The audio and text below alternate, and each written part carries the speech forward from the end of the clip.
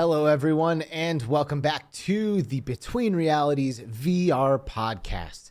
We're here. We're really excited. This is a great day. It's a pleasure to have you here with us. What's up, everyone? My name is Alex VR. I am co-host of this magnificent broadcast, and I am sitting next to, as always, my co-host, Skiva. Hello, dude. How are you? What's up, buddy? I am fantastic. I have been having some of the most fun I've had in VR since 2016. So, dude, yeah, I'm great. And I'm me great. Both, bro. Heck yeah.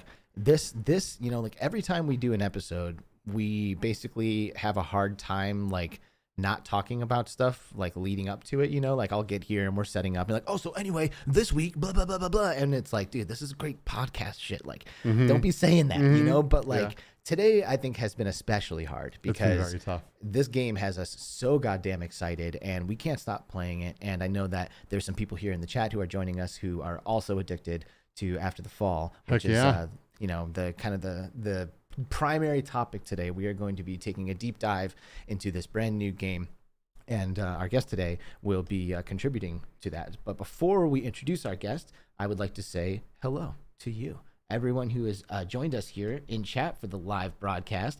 Z-Storm Games seems to be the first on my list. I don't know. What about yours? Is he first on yours? He is first on mine. Yep. He's been waiting here for a while, I think. For like a few days, I think. A few days. He's been camping in a tent in front of his screen, waiting for this episode. Dude, Z-Storm. By the way, Z-Storm Games on his YouTube channel just came out with a great beginners tips and strategies kind of video. He dives into a lot of the stuff that's really good to hear on your first day or your second day. So if you're new to After the Fall, after this show, definitely go check out Z-Storm's channel. For sure.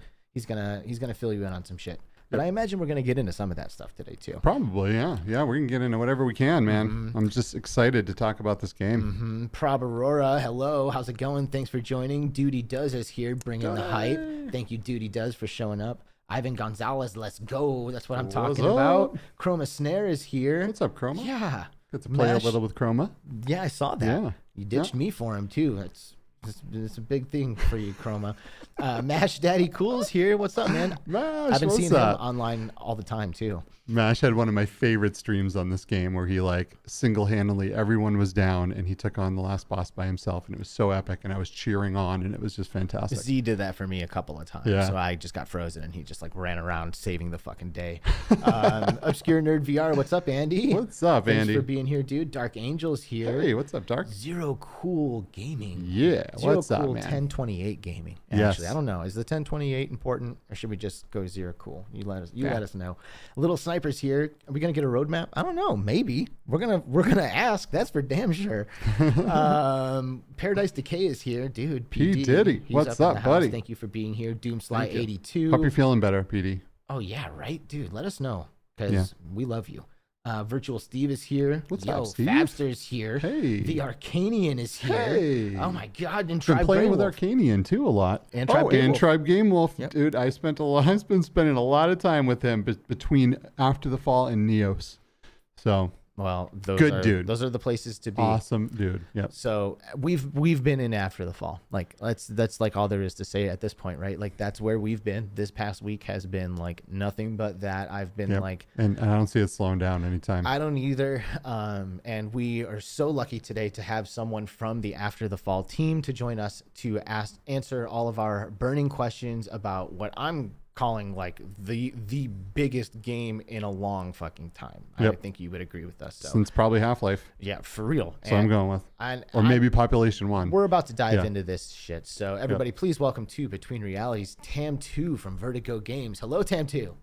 Hey. Yo! Dude. What's up, man? How are you? Hi guys. Nice to be here. Awesome. Thanks for coming, man. We really appreciate you making time in your extremely busy schedule right now to do this show, because we know, I'm sure you're absolutely swamped. You must have carved this out between the messages and the emails and the. Well, here's the thing, right? Since we are located in the Netherlands, my workday ends around, let's say, going from here maybe 5 hours ago, and then when I get home, it's I get settled in, and then my job continues because as a community manager, I track all the messages that come in, all the notifications come in on my phone. So I'm the one still constantly replying to messages and everything, because peak hours are US hours, and that's like right now for us, right? So Vertigo Games is really lucky that I'm a night owl, and that I spend a lot of time staying up late playing games anyway. So the only thing that makes me happier than playing games at night is talking about my game at night. So hell yeah, here we are. Yes. Well, thank you for burning the midnight oil, staying up to do the live show. We often will offer recorded versions. I don't know if Steve offered you a recorded version of this, but we're so happy to be live today, to be doing this here. Yes. Doing it live. It's important because a lot of people wanted to be here because this is a hot game. A lot of people want to be able to ask questions and participate. So yeah, definitely fantastic that you're able to chat. By all means, once we start diving into this, feel free to start dropping in the questions, because we've got questions, but we know you guys do too. And we're going to try to get as much answered as we can today, so we can really leave here feeling like we've got the full picture of what After the Fall is all about. So I think before we do that though, TamTu, I would love to learn a little bit more about you. Can you just kind of like introduce yourself to the Between Realities audience here, and just kind of tell us a little bit about how you got involved in the gaming industry, and how you got this gig at Vertigo. Yeah, so I'm TamTu, community manager at Vertigo Games. I've been there for about 2 years now, going into my third. And before that, I was actually on the other side of game development, in the reporting part, as a host and journalist, reporter for Zooming Games, the YouTube channel. And I did that for a few years, where I met a lot of game developers and made a lot of contacts. And yeah, like you guys, I used to be on your side of the fence, and going to conventions and talking to developers, talking about their games and doing interviews and all that. And yeah, between that, I just keep myself busy with doing art, and I used to make content as well. So I knew the mindset of a content creator, but I'm also still mainly a gamer myself. So combining all of that, after I got to apply for Vertigo Games, it was a really good match, and I've been there ever since I applied. Hell yeah. So what games have you been on the team of, or been a part of, and seen released through the studio? So when I got on board, we were about to launch Arizona Sunshine on Quest. Nice. So everything that came out since then, I've been pretty much involved in, communications-wise and marketing-wise as well.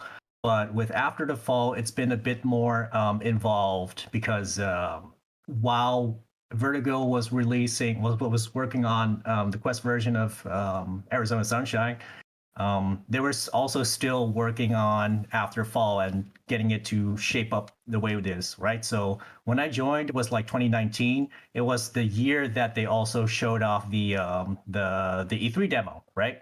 So that was like the first glimpse that they gave the world of After Fall. And compared to that, like I think you'd know. And looking back at all that stuff, it's changed a lot, but the vision has remained the same. I don't know if you guys got the chance to ever try out that E3 demo. I never tried the demo, but I did watch that trailer like 40 times. Yeah. So, and you're right, it has changed a lot. I remember specifically in that trailer, there was a baseball bat with some like nails in it, and there was some melee combat and some different types of bosses and things like that. But for the most part, I feel like it has stayed very similar to the vision.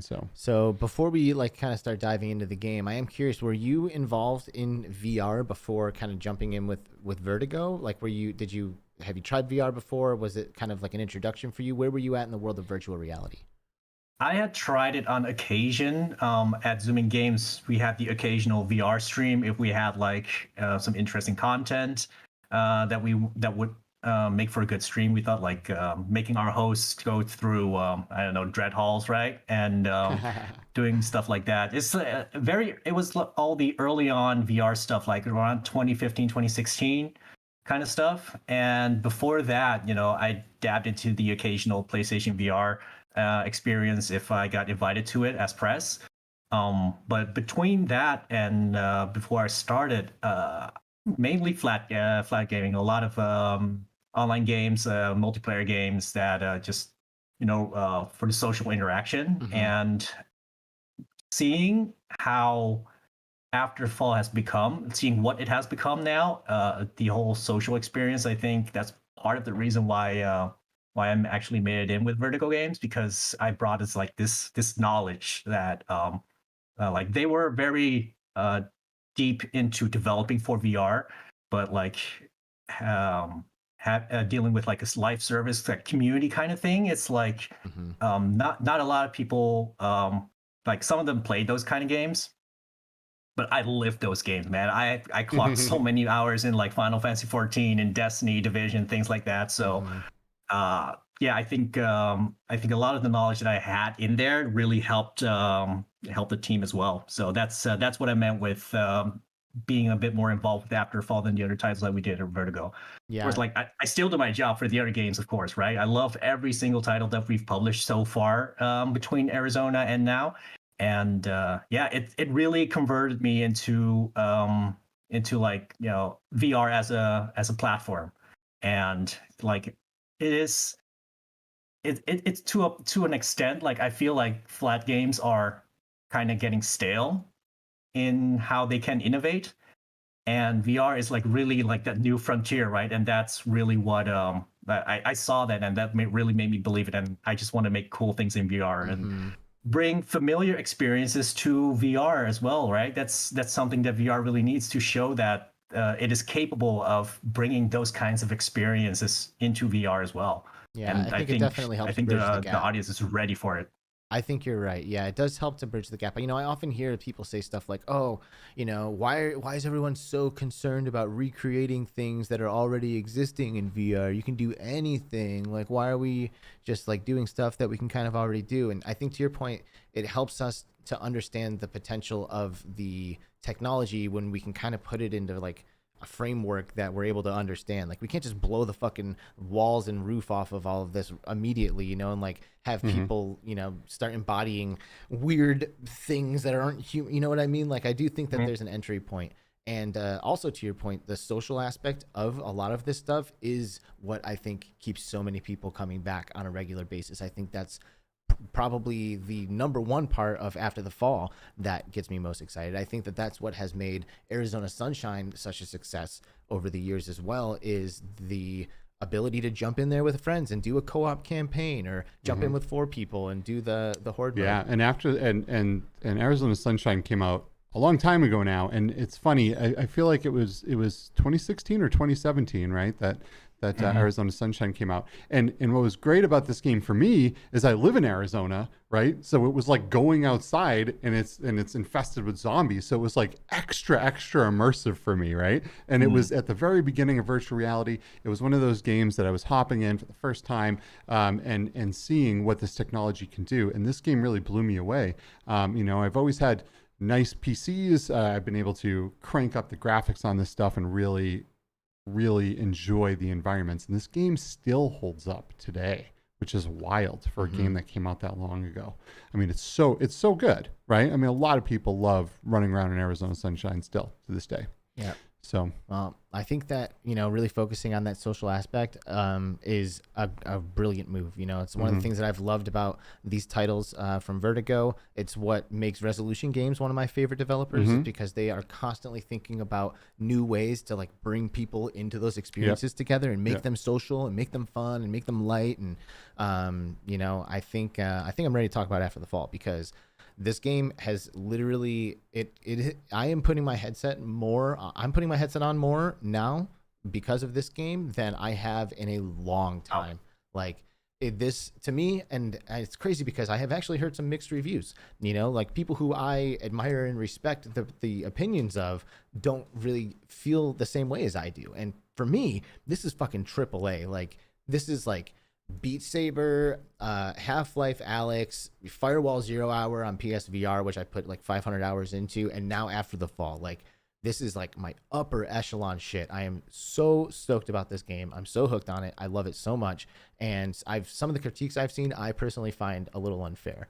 Now, there are some aspects of the game that, I'm not in a hurry to call them shortcomings, but there are some things that I think could use some tweaks or some work or whatever. And hopefully we can kind of explore some of those things today. And, also hear from our community as to what they think some of these things are as well. And see if we can all figure out how we feel about this game and hopefully get everybody stoked enough to continuously jump in with us, because I'm playing a lot, but it's actually not even holding a candle to how much Skiva's been playing this game. Dude, I see this game when I close my eyes when I sleep. Like all I want to do is play this game, right? After I'm done with work, I'm in this game and I play until I can't hold my eyes open anymore, until my eyes are burning. I'm like, okay, I gotta stop killing zombies now. You know what I mean? Like this game is so good. It is so good. And I think it's a little bit misunderstood. I think we're seeing some critiques about this game from a misunderstanding point, as well as some bugs, right? This is a huge title. It's a huge title that's co-op. First of all, it's cross-platform, which is no easy feat to get someone in a Quest to play with someone on the PlayStation, to play with someone on the PC, and have it be flawless, right? But if there's one thing I know about the Vertigo team, is they will grind away on this shit, like I'm grinding away at this game, until all of these things have been solved. And this is a great, all around perfect experience. To kind of get things started and to pull TamTu into this now. Yeah. Like for me, cross-platform multiplayer is like a no-brainer. Like I like that is like how you succeed as a multiplayer title. And personally, I also think the free-to-play format is a fucking really good way to go.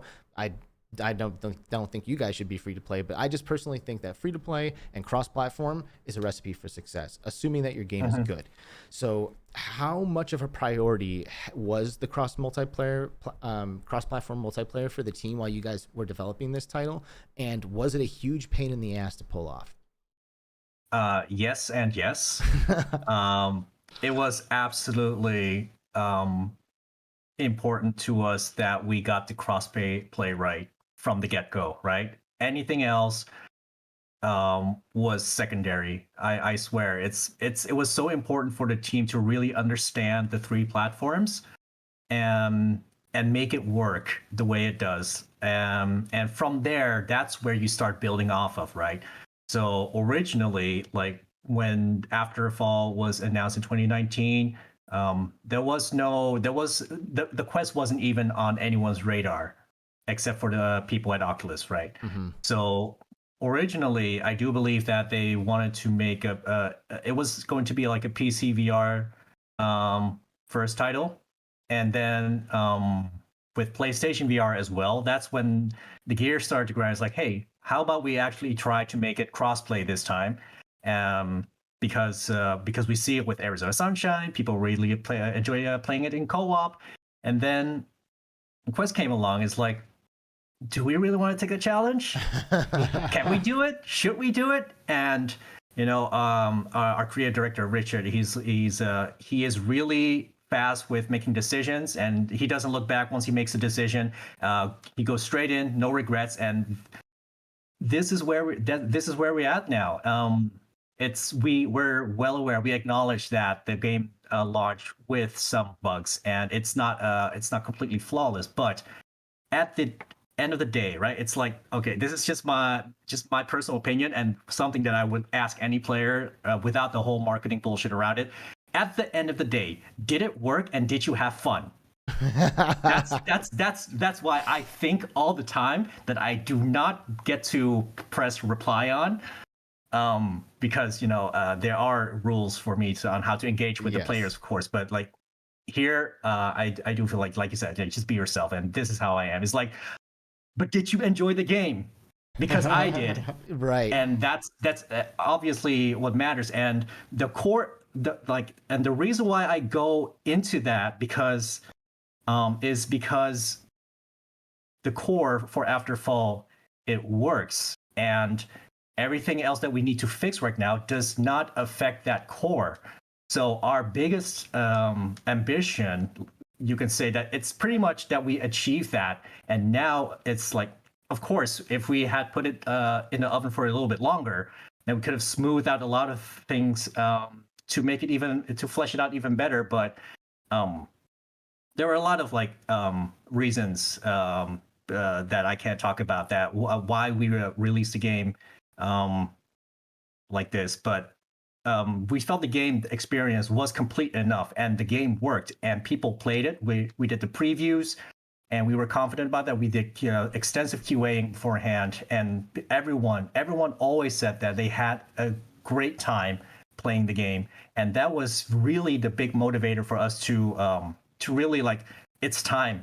People are waiting for this, and it is time to put it out there. And considering how we are presenting it as an evolving game, right, after launch, that's how we give ourselves the time and space to really make the game how the players want it to be afterwards as well, because there's only so much QAing that you can do. There's only so much internal testing that you can do. And it's honestly like the players that find crazy things like bringing up miniature pipe bombs, for example. It's like, we've never encountered that before in our playtests. It's like players will discover shit that we'll never have thought of, and that's how we can react to that, right? So like our sandbox is done, and we will supply the players with like game modes and the tools to play that game, and depending on how they play, we can pivot on what Afterfall will be in the future. Of course, we will still dictate how the game will be continuing, but it's the small things like we've learned a lot about the matchmaking, how that could be improved, especially, and control schemes, right? PlayStation people, and it's things like that. It's feedback like that you just can't. So we just couldn't wait any longer with Afterfall. Yeah, that's got to be tough.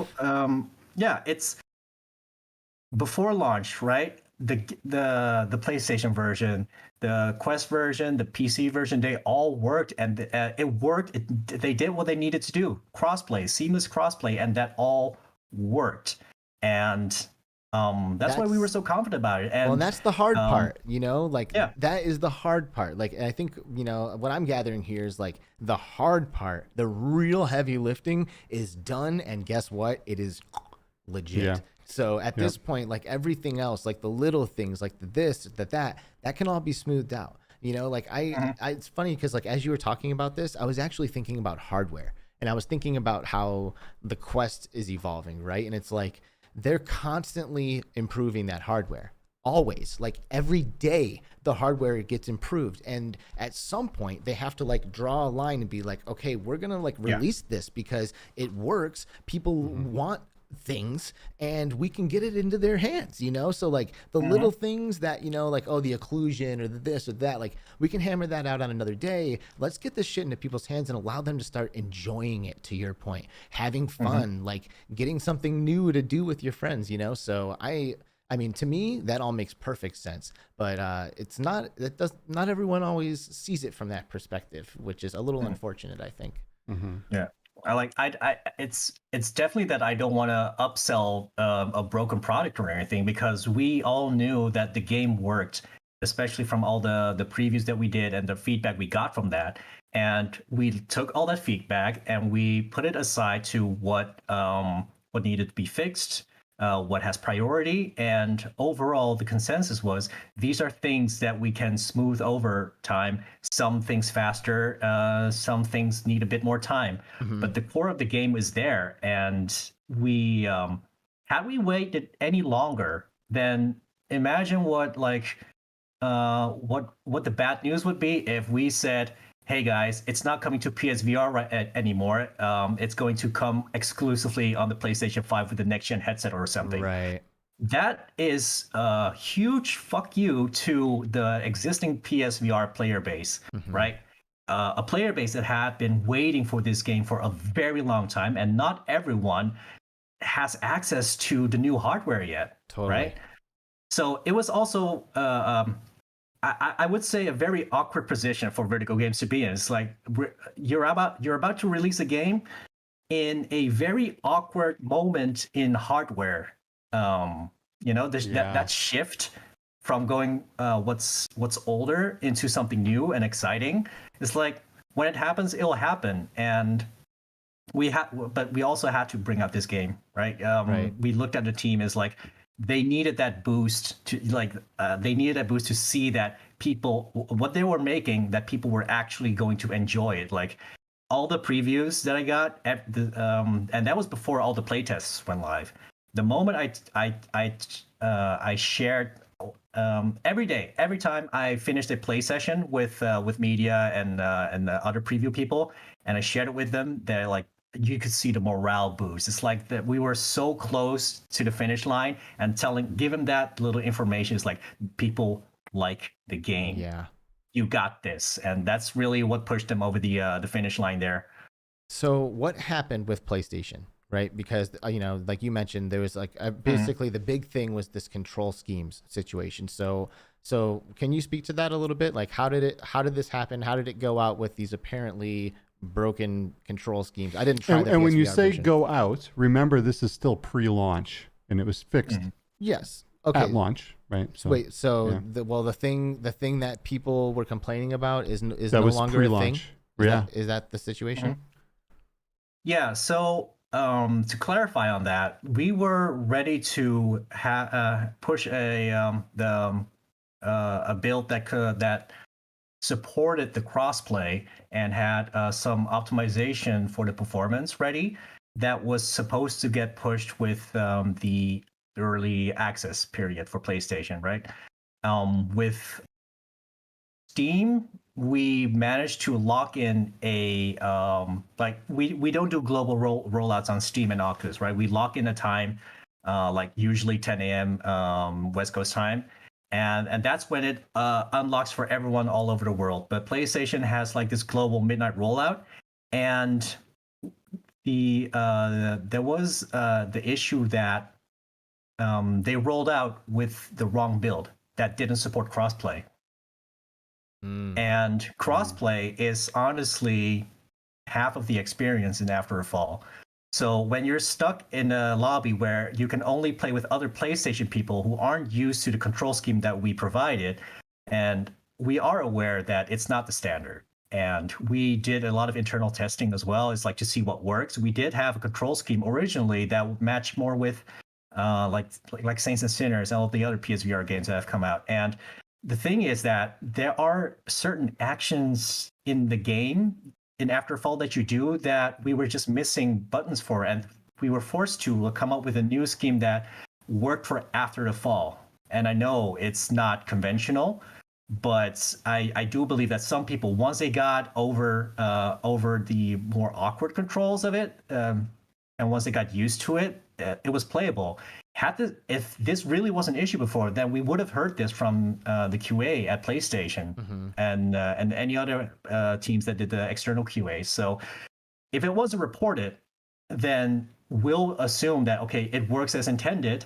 Let's move on and make sure that the game comes out on time, and we optimize other things. And it was just an unfortunate timing, unfortunate automated timing on the platform's end that caused that build to go out earlier, and that's why we really crunched our asses to really get a patch out to ensure that, hey, at least crossplay would work during that early access period. Well, I mean, you guys are like kind of set up for failure there too. I mean, PSVR in its current state does not exactly offer a ton of tools for developers to like knock it out of the park with their movement schemes, you know, like the Quest and the Steam and on Steam, like that's no issue. Like you have all the buttons you need, both hands are there, like, you know, you got the thumbsticks, boom, we're good to go. Like it doesn't matter if it's an old build or a new build, like those controls are just going to work the way that they should. But with PSVR, like you said, you have to fucking jump through all these hoops, find new ways of doing things, you know, like that's not exactly a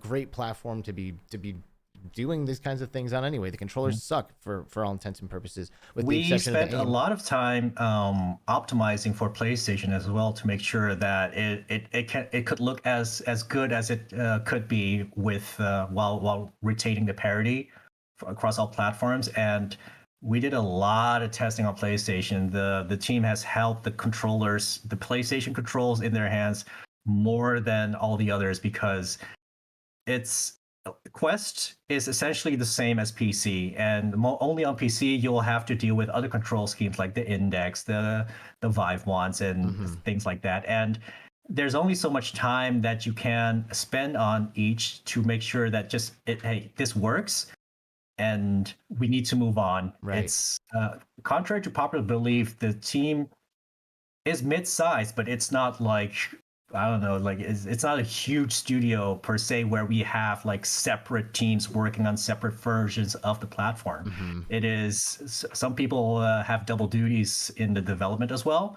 So, props to them, absolutely, to really crank out what they've had so far. For real. And I mean, we haven't played, I don't think you've played PSVR version, right? No, we haven't played the PSVR version, but we've both played the Quest version and the Steam version. And, in my experience, the experience of After the Fall is very, very close on both platforms. Mm-hmm. The controls feel good. I've actually done some virtual desktop with my Quest as well. So I've used my Quest with the PC version, I've used my Quest standalone, and I've used my Vive Pro on Steam as well, and with the Knuckles. So I've used multiple controllers, multiple headsets, and I am like seamlessly switching between them as batteries die in this controller, or this headset dies, or whatever. I'm just like using them all. On the Quest, I think if you're a Quest owner, you pick this up, you'll love this. Like, I think now, but I guess what I'm trying to say though is that it does look to me like a Quest game on Quest. It feels like the PC experience, but it looks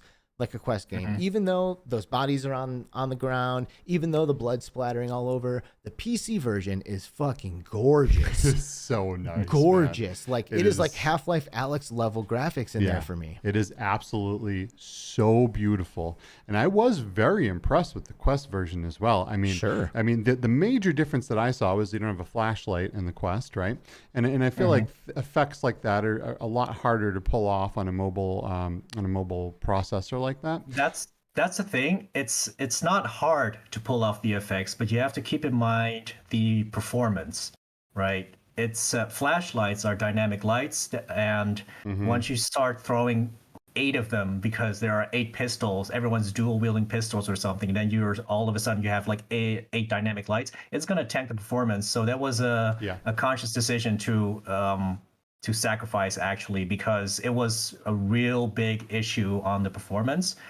And ultimately, like you said, the gameplay experience retains the same because we focus so much on getting that engine on parity for everyone. And that was the most important thing in design, is like it has to feel the same gameplay wise. After all, we're making a game.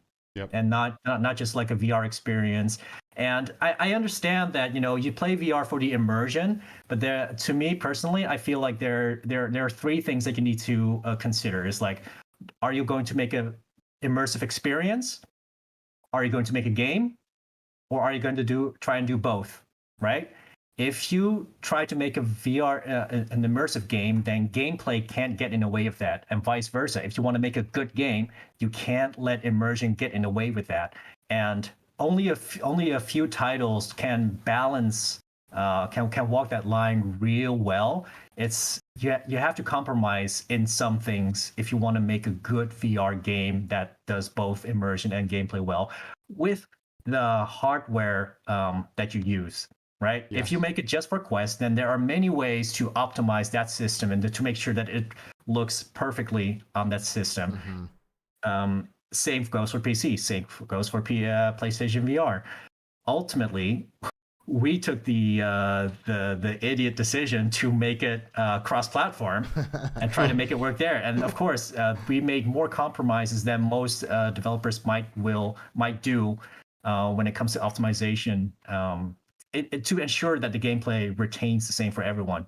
Well, it's so crazy to me because I looked at, I was installing the PC version, and I think it's somewhere around 31 gigs, right? Oh wow! I didn't even it's pretty it's pretty big. It's not huge, like 140 gigs, like Medal of Honor or whatever, right? But it's it's chunky. But then you look at the Quest version, it's like 3.5 gigs, and it's like, whoa, how the heck did you guys pull that off, right? And this game retains its gameplay. I mean, everything about it is almost identical. A little bit of downgrade on the graphics on the Quest. There was one thing I think it's easier to wield 4 guns on the Quest. There's an option where you can kind of grip, and it switches between two guns in your holsters and two guns on your hands. And I feel like people are having a little bit easier on nightmare mode because of that on the Quest, because you can't pull that off on the Index and or the controllers that I've been able to find. And I know a couple of my friends have been able to figure that out as well. Is that do you know about that, TamTu, by chance? It's that toggle grip. Right? Yes. Yes.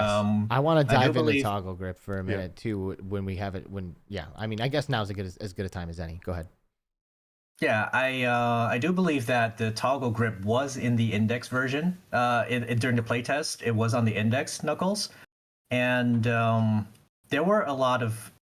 We got feedback that it actually conflicted with other actions that you needed to do in the game, where we had to remove the grip toggle on Index, but we are looking into ways to improve that, because we do want to make sure that people get to play the way they want. Yeah.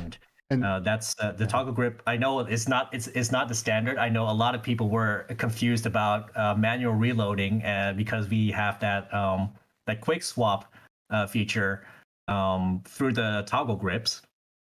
And that confused a lot of people coming in from other VR games, and we get that. But this is primarily, ultimately, we made the game that worked for us with controls that worked for the game. And of course, your feedback is valuable, and that's why the Discord is blowing up with all the control stuff. And we're definitely looking at that and investigating further. And so it's bug fixing. And high priority stuff that we'll be working on. And it's not that we're not listening, we're absolutely listening. But like I mentioned before, the team, they only have so many hands that they can spend on the keyboard to write out all that code and test things. Yeah, and Index controllers are hard because when you naturally you want to hold on to something. But the Index controllers are strapped to your hand, but you still want to hold it like it's a controller, right? And when you touch it, it grips. Right? There's no button. There's no analog button. It's I think it's a really hard controller to get right on the development side. But yeah. So, well, I was going to say just my last note about the crossplay is that I was taken back multiple times during those plays where I had like a Quest guy and a PC VR guy and a PlayStation dude all running next to each other, and like the fucking the Snowbreed are all in the same place for everyone, and like the heads are all exploding simultaneously for everyone, like we're all like, it works really fucking good. And I think that I just wanted to reiterate that like it actually does work. Now I love how many different control schemes, reloading options, stuff like that this game has, like it's. And I love that it rewards people for taking the path that maybe takes longer, and then you have this thing where you almost like have to kind of like strategize it, because, you could be like Z-Storm Games in the chat, who is using like the simple reload, like the fast reload on nightmare mode, I think. Yeah, right? on higher difficulty. So he's playing on a harder difficulty, but giving himself an easier time reloading, and he's finding that is a good balance. Personally, I'm not in a hurry to sacrifice the manual reload. I love the manual because it feels so damn good. It really does. But you can't like. So with two controllers, if you have two guns, a gun in each hand, and you have that quick reload, drop the clip, smack them into your chest, and you're good, right? Otherwise, you got to drop a gun, reload it. You don't. Right. You can actually grab the clip with that gun in your hand. So that you're holding the gun. I didn't even know that. You can grab the clip and your hand changes into the clip. And then when you're done reloading, it pops back in. Game changer for tonight. That's the thing, right? Because we wanted to maintain the flow of the combat. It's like, Afterfall is more of an arcade shooter than a simulation, right? Right. So we don't want, especially on harder, on more intense situations, we don't want people having to put away their guns so they can rack the slide. And that's why we have, you also see it when you pick up an item. The item replaces the gun in your hand. The same goes for performing actions with your hand on another gun. So that's why with the toggle grip, if you unlearn the constant gripping, you can do so much more with manual reload and performing actions in the game, and that for us proved to be something that kept the pace really high, even with manual reload. And of course, again, that's where I come back with the whole balancing between between immersion and gameplay, where immersion might get in the way of gameplay. Right. So you can choose to be more immersive, and then you that's where you go to the settings, turn off the toggle grip.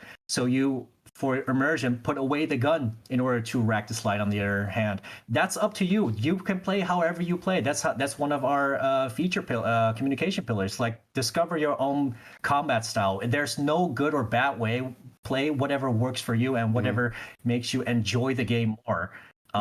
Personally, I love it more as a game than an immersive experience, and that's fine for me. And I'm totally okay with someone who wants to play Nightmare on manual reload. That just means I'm gonna have to heal his ass a lot more. Yes, it does. But I'll have the items, I'll have the speed to do everything, and that's mostly because I've trained myself to play that way. I'm used to that way. And you can train yourself to play the game however you want as well, provided we have the option to support your playstyle. And if there's anything that you want changed, that's what the Discord and the feedback forums are for. And we're always listening. We want to make the game as accessible as possible within our parameters. Yeah, and I was saying, like, I love that you reward the people who do decide to go manual reload. You literally make more harvest on your runs if you are manually reloading your weapon. You do. But like you said, you can train yourself to play the way you want to. I think that this is kind of an important aspect of this game, and it's that you will not have the perfect loadout on your first day. And what I mean by loadout is like your options. Like, how do you reload? Do you have the one thing that it took us days to figure out is that you can change the what is it called? The movement thing? Oh, smooth movement or something? No, so when you jumping? When you jump down something, by default, the screen goes black and you like basically warp from a higher place to a lower place. But in the options menu under movement, you can change that to like quick move or something. And then it's a smooth, like jumping. Like it doesn't break your immersion at all. You go straight down into the thing. Yeah, it follows the jumping animation that we have on the characters. So you see the camera actually going forward and going down. And yeah, I know, like, a lot of people, first instinct is to say what they don't like and not really investigate because it's not as clear cut. And that is something I personally feel that we could improve on, and something we will improve on is just the overall user experience and the onboarding. It's like I said, but when you I'm gonna get back to that whole point of like people being on double duty. We only have this many people to perform certain tasks and take on certain priorities, and ultimately, some elements of the games suffer because of it. But those are things that we can improve over time and have fixed like in the next coming months. In the meantime, the gameplay is intact, people are having fun, and the gameplay loop, it works. So that's something that we don't need to worry about anymore. Well, instead, we can only add to that and make sure while we add more to it, we fix the other things that demand our time as well. So I'm telling you right now, dude, the options are there. Like, I love the amount of options that you guys already have in the game. Like being able to reload by touching the gun to your chest or by doing the whole thing, switching between toggle and manual grip on the weapons, which, by the way, here's another tip for everyone. And this is what I was saying. Like, it's going to take you, I think you should spend a few days with After the Fall. And if you go into there and you don't love something, start digging around a little bit, because there are a lot of different options here that help tailor it and make it the game that you want it to be. So what I was having trouble with is the default grip mechanic for me with my weapons is I was on manual reload with the default grip enabled. And the default grip, when your hands get close to each other and you push the grip button, it'll actually pass the weapon back and forth between your hands. And I had to change my grip mode to like dynamic or whatever the hell it's called, the one where you basically have to hold the knuckle to hold the weapon. And then that really cleaned it up. And now I'm able to reach over my gun, pull back my chamber, and like really, so many really options. make it smooth. So, you know, what was really frustrating for me in like the first day, which someone might be willing to chalk up to just like bad game design. They're like, what the fuck is this? It's passing the gun back and forth between my hands.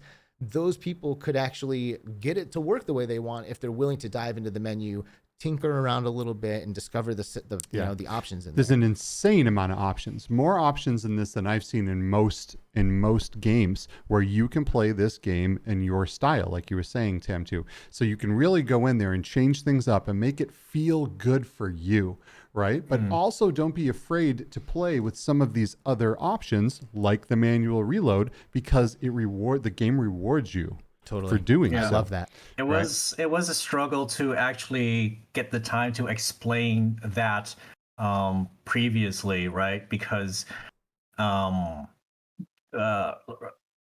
was getting so close, and between the playtest and launch,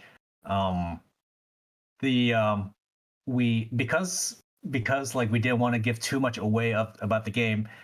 I don't think we had enough time to really explain the controls and the amount of options that were actually in the game. And yeah, I do feel that the onboarding could improve a lot. And it's I get it. I sometimes, when I play a game, if I don't understand something in within the first few minutes, I will automatically go to the settings to see if I can improve it at all. And that will actually mark my experience. And if it improves, then okay, I get it. Now I'm down. Let's go. That's why personally with FPS games, I started playing FPS games on a console, so I don't know any better than playing with a controller. If you ask me to play Destiny on a keyboard and mouse, then I'm going to tell you, I'm not going to help you raid, because I'm going to fuck up all the controls, and I don't have the time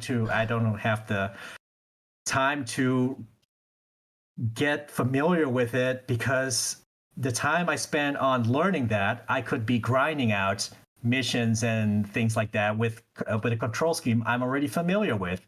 So time, please respect my time. And that is something that's something also a critique that I saw before, is that the missions, well, in my first interview with Upload, I said the missions take about 20 minutes, and once you get to know them better, then you can blast through them sooner. But on average nowadays, it's like a master run could easily take 30 minutes if you want to get through it, right? But that's I still stand by the fact that a lot of people are going into VR now, and they don't have their VR legs yet. And we need to respect the time they can be in VR. Right. And if you can be in VR longer, then by all means, keep grinding and keep playing as long as you want. But some people can only do one run or two runs. So you mentioned grind here, right? And I think this is a very important word for this game, because a lot of people went into this game expecting that this is a campaign, right? And because of the way the story flows, you guys kind of made it feel like a campaign a little bit too, right? But this game isn't about going in and starting at the beginning and finishing at the end and going, wow, that was a great game and a great experience, I'm all done now. This game is about replaying these missions over and over and over again. You start with a pistol, with a crappy pistol, and if you grind in this game, you can change every little bit of these guns, from the grips to the tape on the grips to the muzzles to the sliders, to like everything on every gun is 100% customizable, and it makes it so you can move up in skill levels, right? A lot of people I saw wanted to get right into master, right into nightmare. They're like, I'm a good gamer, right? I can do this. I'm a good gamer. It's not. I don't care how good of a gamer you are. You're not starting this game and finishing on master. It's not going to happen. This game is designed so you have to grind this shit. You have to go out and you have to upgrade your weapons, and that's what makes it fun. Yeah, it's a weapon progression system. It's a weapon progression game. It really is. And you're going to play these levels over and over and over again, but they're so good. And everything happens randomly in these games. The hordes don't always come from the same place. The same enemies don't always come out at the same places. You are going to be surprised most of the time. Yeah. Even if you played this level 100 times already, this is a grind game, and people have to understand what it is. Is he right? If I may interject real quick, I see Arcanian saying, my VR legs are fine, my real legs are suffering. We also offer seated mode. So yes. There you go, baby. Saying, Yep. continue the grind, continue the grind. I play a lot on down. seated mode because I play this game. When I'm in this game, 4 hours minimum. Like I play this game until my controllers die. Period. So, you know, I think this might be a good time to maybe dive into the world a little bit because, you know, I'm personally not someone who like plays games for like the story driven aspect of them, you know, like I love multiplayer games. Like, you know, I've played Destiny, I've played some of the Division, I've played World of Warcraft, you know, and I'm like, when I'm doing all of these things, I'm not thinking about like, oh, this is the lair of the evil elf king, you know, and like he did a bunch of shit back in the day. But anytime I've accidentally obtained any of that information, it has enhanced my experience so much, you know, like I'm like, oh, wait a second. No, this is actually a cool place that we're in right now. And here's why. And like having that lore really, really does enhance these kinds of experiences for me, even though I don't go out searching for that lore. But today you're here and you're listening, everybody. So we're actually going to dive in a little bit, I think, to the world of After the Fall. And I think if we can give some context as to what's happening there and like why you're going out and like what runners are and like what these harvests why there's are, arcades, then yeah, right? then maybe it'll make more sense that like we're on 5 maps. You know what I mean? Because one of the things that I noticed that I loved is in the line, which is the name of like the home hub or whatever. There's like exits to the 5 maps in that subway. You can like Skid Row is like over there and Chinatown's over there. So I think maybe we can just kind of like take it from the beginning, you know. TamTu, could you like break down kind of like After the Fall, like what happened? Why are we there? Yeah, of course. So back way back in 1984, there was like a global downfall, but in the shadows. So, you know, that's how life in the 80s, you know, it went on, it kept going on. And so you can consider it like an alternative history, obviously. But like in the shadows, like the governments and whatever, something happened and they discovered something and things that I can't reveal just yet. But like it was due to those experiments, whatever, of the thing that they found. That's when shit hit the fan. And because of their mistake, it got unleashed onto the world around like maybe 10 years later. And so during the time, they've been trying to cover it up. And then you got these people thinking there's more to it than the government is telling you. You know, all these conspiracy theorists and these deniers and everything. And but like, you know, kind of like in Resident Evil, once shit hits the fan, the world's gonna suffer for it, and then that's when everything started going to shit, because that's around the mid 90s. That's when everything got destroyed. Everything got development. It stopped. Human progression stopped because they were too busy trying to survive. But alas, a geoclimate disaster happened. Sprawl came out of nowhere. They started affecting humans. And then, you know, people, they start containing those humans, but, you know, with a force that fierce, you can't contain that, and then it's just spread out further around the world. So with all these mass containment breaches and, of course, nukes, it just made things worse. And at some point, the global leadership, they just own up to it. It's like, we fucked up, and that's pretty much how humanity just took matters into their own hands, and it's like, it's time for us to survive on our own now. And for the personal journey, for the players, for the humans, it's like, you're one of those survivors. You don't know what happened, but you don't know what really happened, and that's something that we'll be exploring a little bit more. For context, yeah, if you manage to play through a tutorial and didn't go through the door right away, there is a TV with a videotape that actually tells the setup about how things in the bed, like they did experimentation, and it did you know that? It got out of hand. I did not. So you can't. I don't think there's a way to get back to the tutorial after you've already gone through it, right? I think I think we're working on a way to put that back in, because in the dev build, old dev builds that I played, is like you got the option to like, would you like to play a tutorial? And then it's like yes or no. Then you could replay it if you wanted to.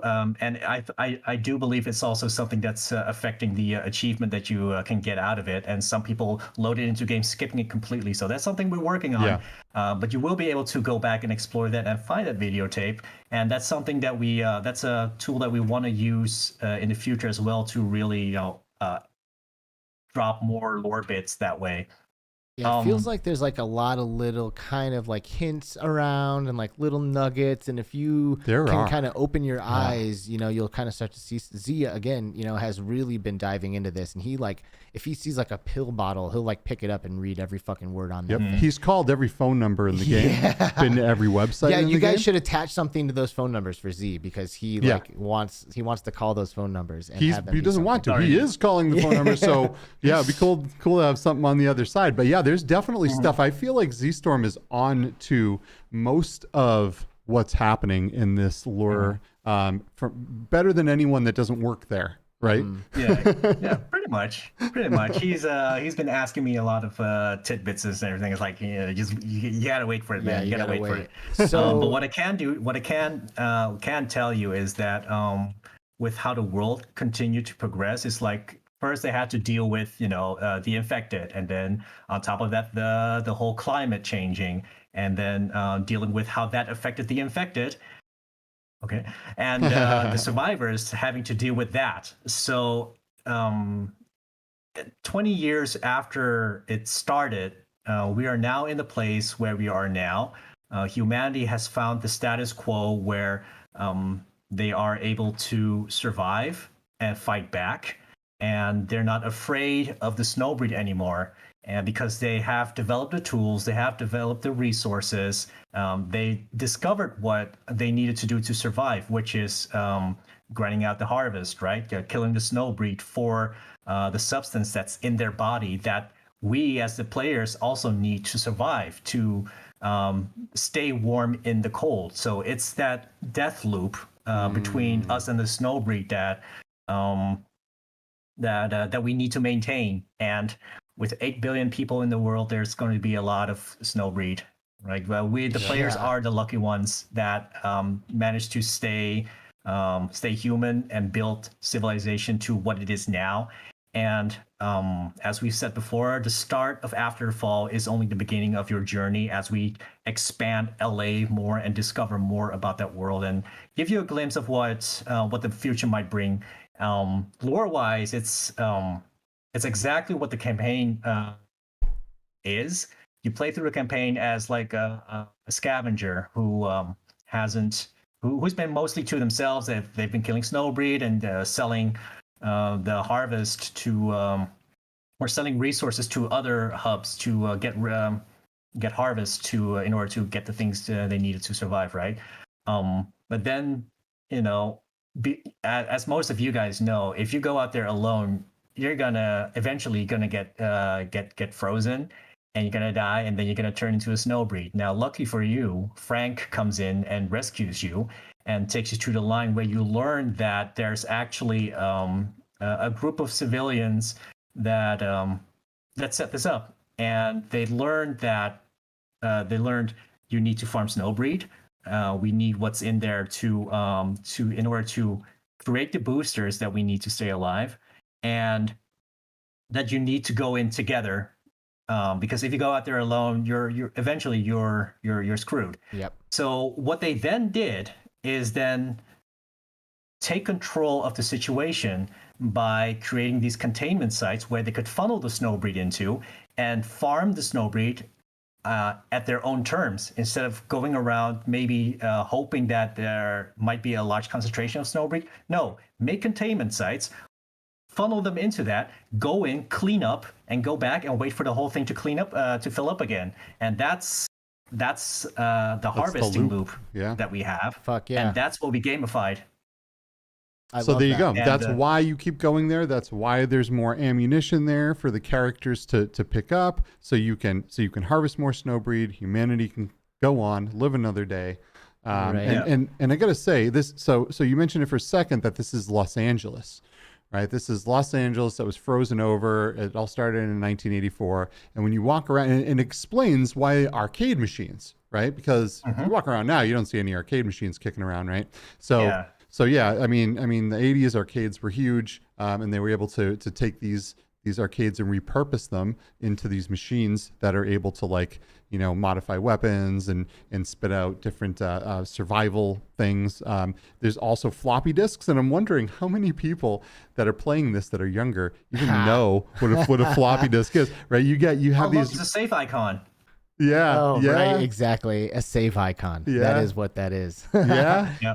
Well, you know, I noticed too that like the arcade machines, they have like tubes hooked up to them and like juices fucking flowing through them. So I'm assuming this is like harvest juice that's going. I mean, I don't know. mean, that's how you get the juice boosters out of there. Right. Yeah, I saw the juice in there. Yeah. And I mean, somebody said something funny. Chris Richardson said, Cannibal's Delight is the other name for the harvest. And that did cross my mind. It's like, wait a second. They need this to survive. Like, are they like, they're not eating that, are they? We've got a frozen world. There's no agriculture, and certainly doesn't seem to be any wildlife. Like, oh shit.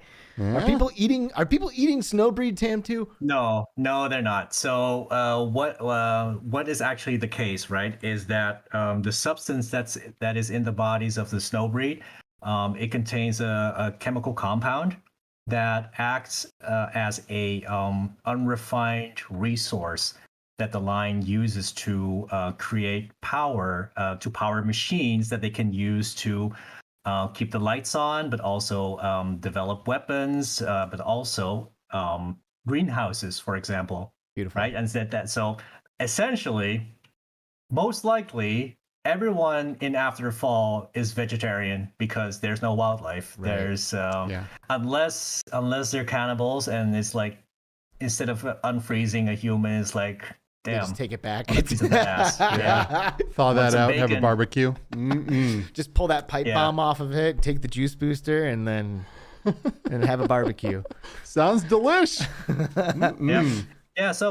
So it is that compound in the snowbreed, in basically the blood of the snowbreed. There's like that substance that we need, and like that unrefined stuff is also the stuff that they use to make boosters, so for healing and for other things that we'll be introducing. Yes. Yes. So it is basically our what do you call it? Our plot device. Yes. To explain why do we have that? Well, it's because of juice. There's juice is the reason for everything, pretty much. But that is the core technological reason that the world exists the way it does. And also with the world pretty much going to shit in the 90s, that's anything that was developed at that time stopped. There were no more factories that made new cars, or no R&D companies that made new technology. The world went to shit, so people had to create things with what was there and what they had, and that explains the aesthetic of After a Fall. And that explains the slang, or the way they talk, or the references they make. It's a really good explanation. It's all frozen in time, literally, but it's not the 80s. It's 80s inspired, but it takes place 20 years later. The AI characters, Jimmy, my man Jimmy. Oh, Jen, Jimmy. Everyone loves Jimmy. Oh, Jimmy. Yeah. They are veteran harvest runners, right? They are a squad of harvest runners that assist other teams that might need so the idea, like in during the frontrunner season, we will be introducing player skins, right? That's one of the things that we kind of wanted to get in at launch, but it was just not feasible in the time that we had in order to really get the game working. But once we introduce player skins, I feel that's the point where the player journey might be a bit more immersive for the player, because then you get to choose how you look and everything. Yeah. And then you are joined by the AI. The original idea was always to have a player character and have them be joined by AI. And their lore reason is that because they're veterans, they can jump in and help out any squad that doesn't have a full squad of 4, because in the line, it's mandatory. You have to go out in squads of 4. Nice. Dude, this is so good. This is. I feel like, I got to say, I think poor Jimmy has had enough of this life and has become very suicidal. Dude. Because Jimmy loves to just walk in the line of fire. Every time he's like, oh, that's where you're shooting? I'm going to kill myself right now. I will say, though, I've been frozen a couple of times, and who fucking comes running up? My boy Jimmy, dude. He definitely has revived me. We love you, Jimmy. Earlier... Paradise Decay is asking a really important question that I can actually answer. Wait, the world went to shit in the 90s. Is Rick Astley okay? If you pay attention to the PA system in the line, you will hear us thanking Runner Astley for never giving up on us and never running around and deserting us. You are shitting me. Dude, PD, you just pulled that out. That is an amazing Easter egg. Wow. Awesome. That is so cool. PD also asked earlier if we'd be able to get like those little pop figures with like Jimmy and some of like. Oh yeah, we're gonna need physical things. Yeah. We're gonna need toys. We need all this stuff. People were also asking earlier in the chat, where do you? Oh, dude. Whoa, dude. Wow, PD, Juggernaut right there. PD knows it. He knows stuff. He knows things. PD knows all. These are promotional only, unfortunately. So if we do have some of these, like we actually got these from a partner company that actually also makes toys like that, and that was actually a prototype. But if After the Fall, gets popular enough that maybe people buy this game, I want those things. But that's like those things far in the future. It really depends on the success of After the Fall and how it goes. But then we can start thinking about merch like that, and if people really want it, if there's really a market for it, then we may consider it. I'll give you all the money. Take it all. All right, so I think let's see, where are we at? So we got maybe about another 20 minutes, maybe a little longer. I don't know. We'll see. We want to give TamTu his night back, but I think we should kind of just start like going all over the place here, because I've got some like random things, and they're probably not conducive to a conversation. But I have a question about floppies.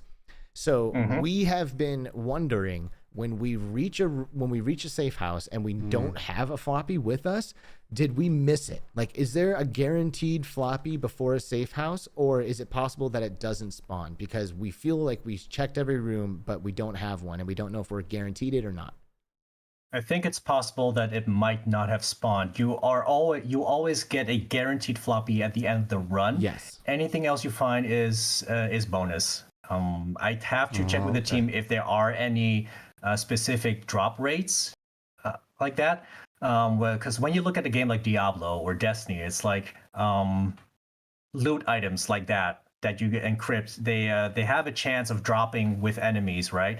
And we don't have that with After Falls. Like the enemies in After Fall, they only drop harvest. Right. And the floppy disk are you have a chance at finding floppies during the run. And finishing a run will guarantee you a floppy of a certain tier. Here's a little side note too for those of you who don't know this. When you put a floppy into a safe house arcade machine, everyone benefits from that. But if you later find a floppy and you're the only one that carries it in your wrist over the finish line, then only you will get that floppy disk. So always remember to deposit. That's those. A bug.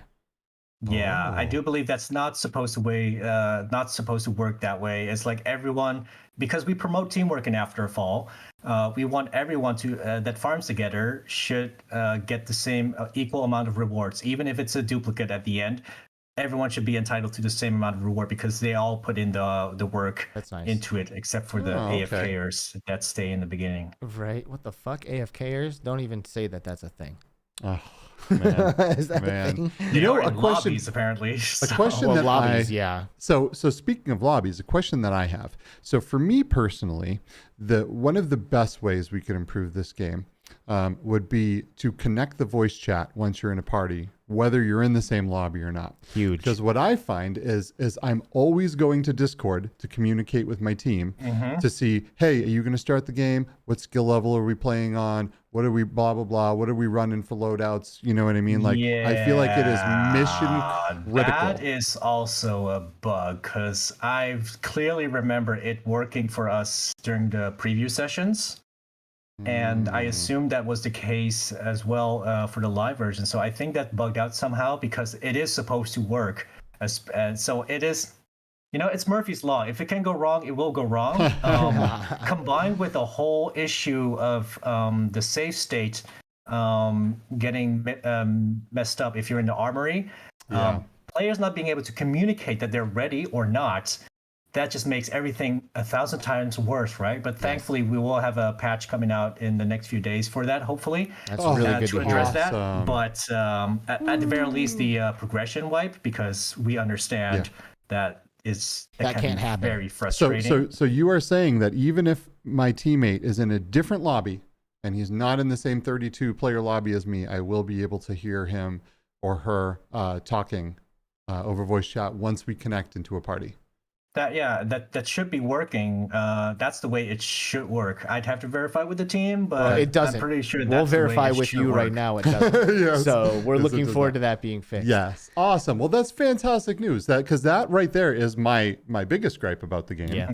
Right. Just not being able to communicate, and it's in a team-based game. It's so important that you know who's running with what. If you're playing Master or something like that, or God forbid Nightmare mode, right? Yeah. It is important that everyone knows what everyone's carrying, right? That you're able to kind of to get that that whole team dynamic going at its fullest potential. Absolutely, it's communication is key in this game, and we totally understand that not everyone uses Discord or Oculus Party or PlayStation group chat or whatever.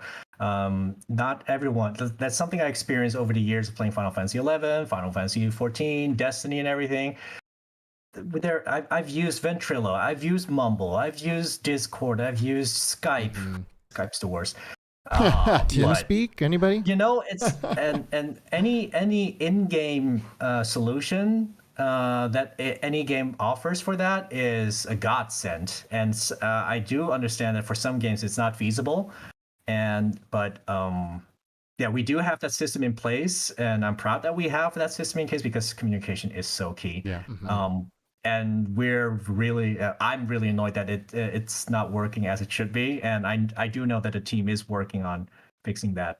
Let me ask you another. Like I said, combined with other issues, it's a literal nightmare mode. So let me ask another one. This is something that I've noticed during runs, and I'm wondering if it's intentional or by design. Where when you encounter someone who's been frozen and they're holding a pipe bomb and a juice booster in both hands, only the player who first engages and breaks the frozen guy is able to pick up the second item that drops until he engages with it and then drops it again. And then someone's able to grab it.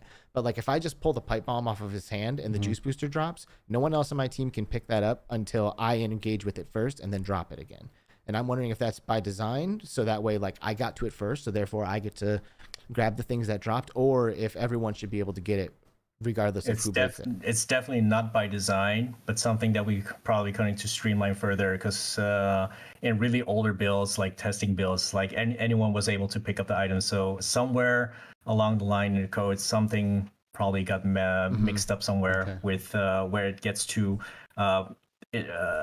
which player interacted with what and what's the rule set. So there might be an exception here and there that causes the bug, and that's something that we investigate and find out, oh yeah, that's an easy fix, and then all you have to do is wait for the next patch for that. But it is something that needs to be reported, right? Because we don't see don't see everything, of course. And as a player, it's only a minor inconvenience. It's oh wait, I can't grab this, will you grab this for me? And that's just another team play opportunity. He's yeah, I got you, and comes over and picks it up and hands it to me.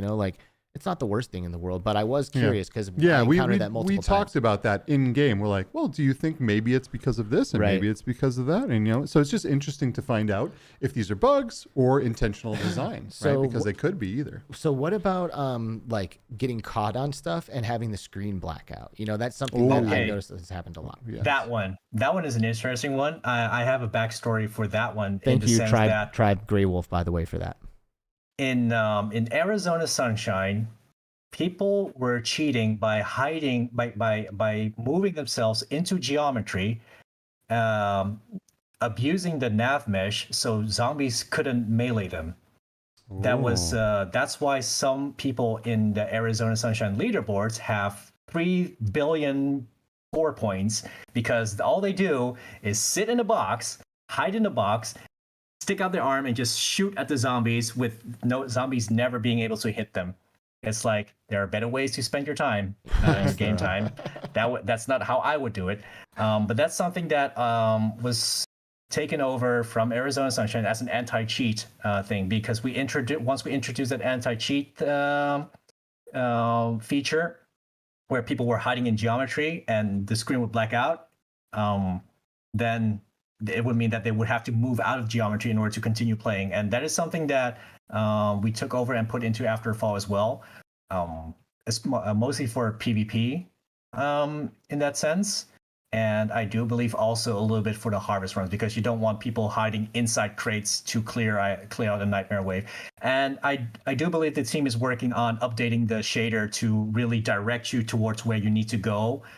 Generally, if you open up the menu, the dashboard menu, it should respawn you to the last position where you were before entering that. I understand that's another thing that doesn't get onboarded, and we're working on making that way more clear. Like I said, there's a lot of work that I feel needs to be done on UX, but we're definitely listening and wanting to make the game better. Again, easier fixes than rebalancing the game, or changing a feature of something that isn't fun or something. We're cutting you slack. Like, we're cutting you all the slack that you need, but we are obviously going to talk about this stuff. I will also reveal a cheating thing that I know is happening. And sorry to you and sorry to Z, who I've been seeing exploit this.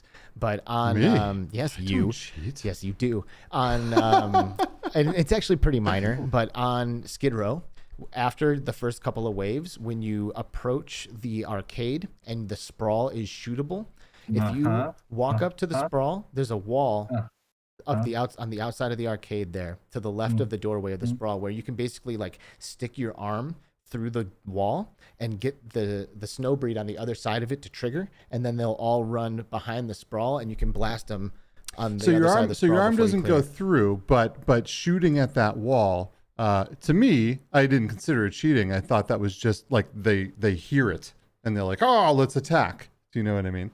But anyway, it looks like an exploit to me. In a way, it's not really. I wouldn't consider that an exploit because it doesn't help you do anything faster. It's like the enemies were going to be there anyway. But and that's harvest. You're going to they come out. Risk, you take away the risk. Yes, but. Strategy. Ultimately, from that point where you are in the game, you still have to continue in order to complete the run and get your rewards. Yep. So I don't think it's a complete showstopper, in my opinion, because it doesn't completely skip any progress. Right? I see people speed run Arizona Sunshine in 15 minutes because they know the skips, but that's not relevant for After Fall. Right. So I have a question. So since we were talking about strategy, right? So veteran mode is pretty hard. Master mode is very, very difficult unless you can get your team all on the same page. But once you do, it's super, super fun. I really like it. Right? Master mode's my favorite. So fun. Master is awesome. Nightmare mode. So nightmare mode is a nightmare, right? There is just this game. For people who don't know, I can't imagine there's anyone here that hasn't played this game. But for people who don't know, this game isn't about zombies. This isn't like you're walking down the street in Arizona Sunshine. Oh, there's a zombie. You shoot it. There's a zombie. This is horde control all the time. It is hordes and hordes of zombies. And they're not just like, they're like sprinting at you. Hell yeah. This is like very anxiety, like, oh my God, we got to take care of this situation right now. Now they're behind me. Now they're to the right of me, to the left of me, all at the same time. We got to work together and we got to make this happen, right? So working together and making this happen is a very, very, very important part of ever getting through nightmare mode. And if you attempt nightmare mode, all of those weapons that you bring with you, that you've customized, that you've made the runs, and you've collected the harvest, and you've customized these weapons and really made them what you want them to be, if you fail on nightmare mode, you lose your weapons, right? Which is actually, it's pretty cool because you have something to lose. Yeah. So you are trying really, really hard, right? But my question to you is, do you have any kind of strategies that you could share, or things, good ways to that maybe some people could work together better to accomplish the goal of passing a nightmare mode? Because as far as I know, there's only a couple people who have passed anything on nightmare mode. From what I observed is that the people that clear nightmare maps is that they understand how the map layout works. And I see a lot of people aggroing waves and then retreating to an area where they have control of the situation, like bottlenecking the snowbreed, or going to a place where they know that's where ammo boxes are, and knowing when to use the ammo boxes, right? So it's understanding how the levels are designed will help go far, help you get along pretty far in nightmare mode. And of course, you need to do the proper amount of DPS because they're just unforgiving at this point. And as the description says, when you hover over nightmare, all enemies sprint, right? So and I believe it feels like they are sprinting faster than you can sprint. So you really need to learn to take control of the situation. That's the whole concept of the harvest sites, right? They create those containment sites to take control of the situation and fight the snowbreed on their terms. And that's something that you need to learn as well as a team. Learn to fight the snowbreed on your terms and make the maps your playground and make the snowbreed your bitches. Nice. Like that is awesome. So yeah, I often use that funneling feature, right, where you back through a door. Only so many snowbreed can get through that door at the same time, and you can use that to control the situation, like you were saying. There's definitely parts on the maps where you fall back to in order to control the mass quantity of these things that are just coming at you. And it's wave after wave of just these things running at you. It's so insane. So Z Storm Gaming in chat here is saying that they have now cleared 2 maps on nightmare mode, Skid Row and Chinatown. Dude, for anyone that has never tried anything like this, oh my God, that is such a huge accomplishment. This is literally a nightmare. Like, it is hard. You know what I think really would go a long way too in nightmare runs, which I haven't attempted any yet, but I am trying to get comfortable using a shotgun right now, which I did last night for a bunch of runs, and holy shit, is that fun! Mix up your loadouts, people, because the weapons are actually a lot of fun to use. And the shotgun, you only get the 6 shots off of the initial build of the gun or whatever, and it's kind of a pain in the ass, but like, if you are working with people and they understand that you're running a shotgun and they're like running rifles, a lot of times what I was doing is I would take point and like blast through like a big chunk of them and then fall back, reload, the other guys step up, take my spot. There's like this like hot gates mentality that you can do with different weapons to allow shotguns to fall in, blast a bunch of them away. I mean, my fucking accuracy was like 200%, 300% because I'm hitting multiple snowbreed with every shot all the time. Like, fucking and that's what makes this game amazing, is getting in there with your friends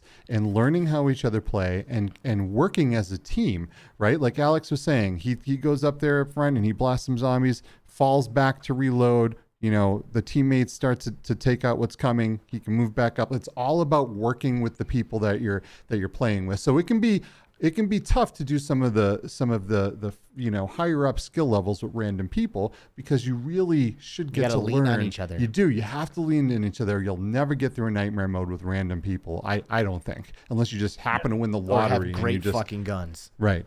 Right. But there's a trade-off, right? Are you going to risk bringing your best guns into nightmare mode and losing them if you fail? Scrub randoms on PlayStation. Exactly. And you will. So like I was saying, every piece of every weapon is customizable, paintable, wrappable. Everything. Like, this game has the best weapon system I think I've ever seen. And it makes me want to play again and play again and play again. And it's until I can't stay awake anymore. And that's the proof of the concept, right? For After Fall. It's what we aim to provide with. Anyone could have made a Left 4 Dead in VR. But it's what makes it a game, what makes people come back, and what makes it rewarding. If I'm honest, like when you look back at Arizona Sunshine, they felt rewarded by completing a campaign. They felt rewarded by lasting really long in horde mode. but those are very static experiences, and it's the there was not really a chase for the player, right? And that's something that we introduced with After Fall as well. So on top of the Left 4 Dead style gameplay, we added that weapon progression chase, something I absolutely love in Destiny, for example, and in other MMORPGs as well, like Final Fantasy 14. It's the chase of better gear and wanting to reach like deck yourself out to even attempt like the end game content. Now, I know that currently in After Fall, the end game content is Nightmare mode, and it is something that you have in every online multiplayer genres. Like you've got the hardcore players who do everything in the first week, in the first month, and then you've got the more active players who like it a lot and like it enough to try harder difficulties, and they'll spend maybe 3 weeks, 2 months in order to reach to the point where they're comfortably able to play Nightmare. And then you got the casuals who are just jumping in to just kill zombies with their friends, right? And we're still and seeing how this has caught on. That's where we can also see is like people are really looking for a challenge. We're giving them this challenge with the Nightmare mode, but we want to also give them something to really use those weapons for. Is like that's how we can design proper end game content later in the life cycle of After the Fall, right? So this is not just for the players the beginning of the journey, but for us as developers as well, because this is a sandbox that we're really happy with. And how can we add to it? It's like, what are the challenges that players are looking for? How can we support that? Is it the PvE content? PvE is our bread and butter, so that's definitely something we will always have to put resources in.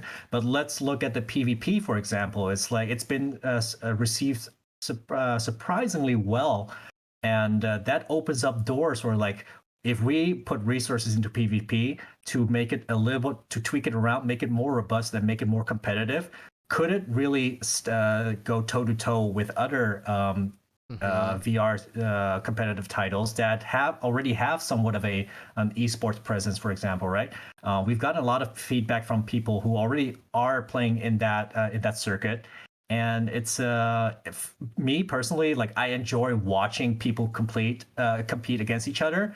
So I would love to see the PvP, the Tundra Dome, evolve into something that you can just sit back and watch people play as well, and really root for teams. And but that really depends on the feedback, the resources, and the success of After the Fall. Is like this game has a lot of potential, and we've only scratched the surface, I feel. I imagined like so much shit while you were talking there. Like I saw the future of this game. So like everybody like get the guns now, like get the gear and load up, because I'm seeing like boss fights and like special encounters that you need to have like X amount of, maybe you have to like pay a harvest fee to get into or something, you pay like 75,000 harvest, but you can get such a huge payout if you get through. I don't know, like my brain took off. So I would love to, I cannot wait to see what you guys have in store for us in the future. Yeah. Oh, go ahead. Sorry. Yeah, so with the Frontrunner season, right, we will be introducing the remaining game systems that didn't make it in launch, but like with things that we really wanted to get in launch, but just didn't have the bandwidth to put it out there. And we want, like with everything with Vertigo, we want to our implementation, if we don't feel it's right, we will keep iterating on it until it feels right for us to add.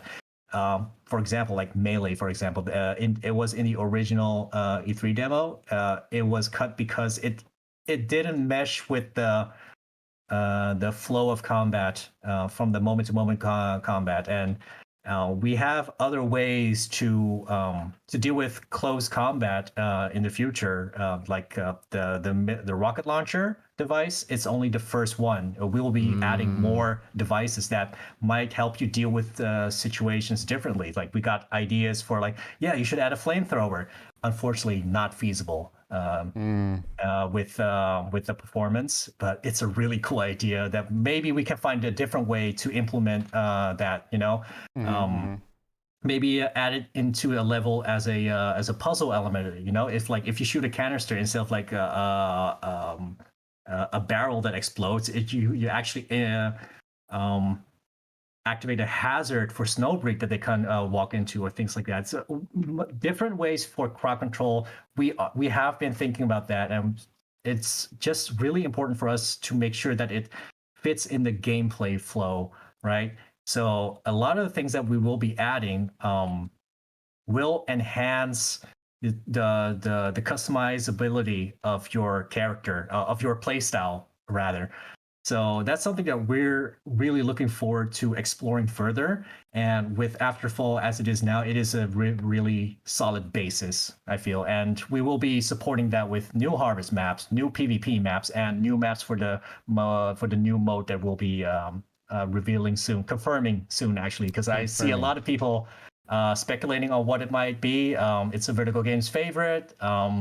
So we'll be confirming that soon. But that's like the three ways to play that we'll support Afterfall with. And depending on how players react to it, we will expand on those and make it even better to make it more challenging, but also not just give you new modes, but also new weapons, weapon types, new attachments that completely change the gun at all right now. Because currently we have like the battery pack, which is like a Roppy drop, and it's what it does is like it adds critical damage to your bullets, right? So that's where the RPG elements start trickling into the game, and it's like only a small taste of what we have in store for Afterfall. And we have a team of designers with a lot of ideas, and with a bright future of content for sure. This is not yet. This is not it. This is only the beginning. I keep saying that, but it is only the beginning. So exciting. This is so yes, you have heard it here. This is only the beginning. This game is going to get better. There's going to be more levels. There's going to be more guns, right? Buy this game and play it, and like you can grind these levels happily, like, and just have so much fun. I have like 30 hours in this so far, right? And it's not even getting close to old. Like I almost want to stop this show and go play it like right now. Right? We will see you guys. Bye-bye everyone. No, I'm just kidding. we are going to do that soon. Yeah, but so keep, guys, you gotta play this game. Please play this game. One of the things I keep seeing in the chat, and I don't know if I should bring this up or not, but I'm going to, is something that I have noticed too is I'll be working in a crowd of zombies, right? And all of a sudden, I'm getting hit from behind, but I don't really know until someone's like, dude, there's a horde behind you. And I keep thinking, man, I wish I could put my haptic suit on and like feel these things just hitting me. Right? I mean, I can't even imagine what the immersion would be like. It is one of the many things on our list to look at, and depending on how much time the implementation takes, and if we have the resources for it, it might be a very viable thing in the future that gets added. But I can't say when. Sure. But with what Alex told me about how the implementation works, it shouldn't be that big of an implementation. The most important thing is for us is testing, making sure it works right, and having the time to implement it. And that, of course, and this is kind of where like I almost talking shop here a little bit at this point, but that is definitely going to be handled, right? Like there's I cannot think of a better game to implement the haptics hardware with, like straight up, since we're talking about it. I feel that so much, like while I'm in there, like I realize I'm getting hit from behind. I should be getting that feedback. There's like explosions happening, so many ears things blowing up, getting picked up by a juggernaut. Even the face scanner, I imagined a haptic pattern that like makes it feel like something that goes down, like the face scanner. So there's a million fucking things that I can imagine. I've already been like planning them, to be honest. Like I'm like putting things together, and like slapping it together. So I know from experience that the implementation of the haptics hardware is pretty simple. Sometimes a developer will hit a snag, like something comes along that they weren't expecting, especially if they're doing it for multiple platforms, right? Which after the fall would be that with the Quest and the PC version. But for the most part, it's pretty smooth, and hopefully we can manage to make it happen soon. You know, like that's really the idea. And ultimately, the things that we want to add for the long run, right? So it needs to, like, we have a bigger vision of after fall, be it that since Vertigo Games also has the arcades division, that people are clamoring for. It's like, is there going to be a free roam after fall content? It's like, when we have the bandwidth to dive into that, then that there are many ideas that we have for it. We just need the time and resources to be able to get on that while also maintaining the game, the current game that we have. And there will be a lot of quality of life updates coming in for after fall to streamline, especially the matchmaking, the being able to communicate with each other. And maybe things like cross save they're all projects that we have lined up for the future of after the fall. It just takes time, but ultimately the game is out, and this is the amount of feedback we've gotten is very validating. So fucking good, and it's so good, and exactly what we need at this point of development as well. And because you could tinker on something for ages. And at some point, something needs to be finished, not perfect. Sure. And for anyone that doesn't know, anyone that might not have a VR headset in here, which I'd be really surprised if that were the case, but if you are listening and you don't have a VR headset, you can go to an arcade right now and play this game. So any arcade that supports Springboard VR, I know for sure, it is available for VR arcades globally. So you can go out and you can try this game.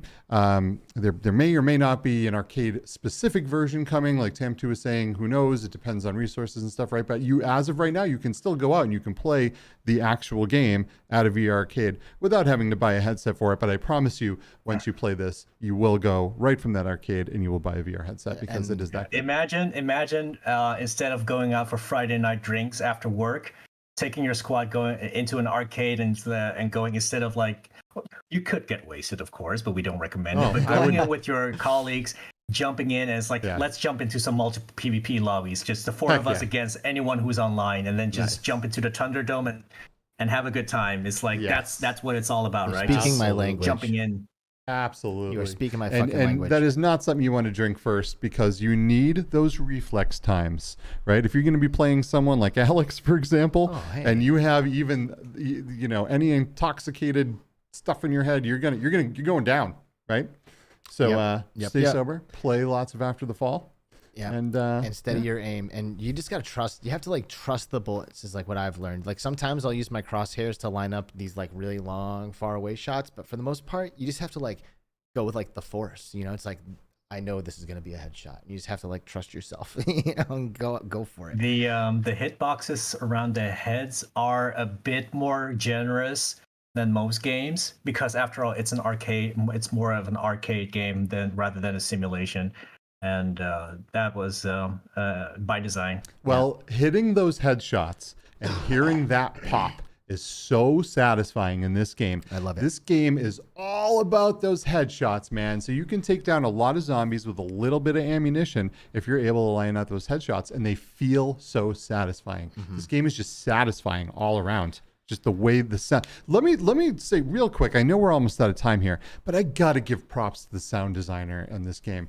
Because, Jonathun, oh my God, the music in this, the way it makes you feel, the way it communicates things, like the types of enemies that are coming. Like you hear a song and you're like, oh my God, there's a juggernaut around. Does anyone have eyes on this thing? Where is this thing? Like it just presents urgency to you with sound.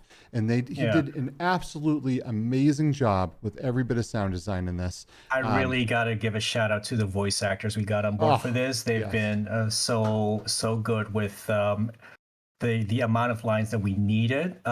Altogether, everything that we've recorded right now is, I do believe it's 6 times or 8 times more dialogue than all of Arizona Sunshine put together with the DLCs. Wow. And the stuff that we did for arcades, it's just the amount of dialogue that's going to be in this game is so much. And I know it's unfortunate that it's not more at the forefront like it would be in a campaign, but the effort that freed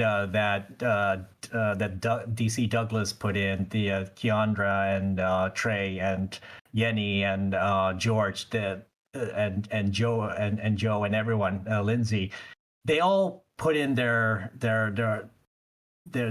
hearts into the characters. And I know Jimmy might get on your nerves a little bit by repeating. It's like, will you please stop shooting each other? And it's only because he walks in front of the bullets all the time. It's what makes the game, right? And it reminds you that this is not a survival horror. This is an action hero power fantasy. You are the one with the gun.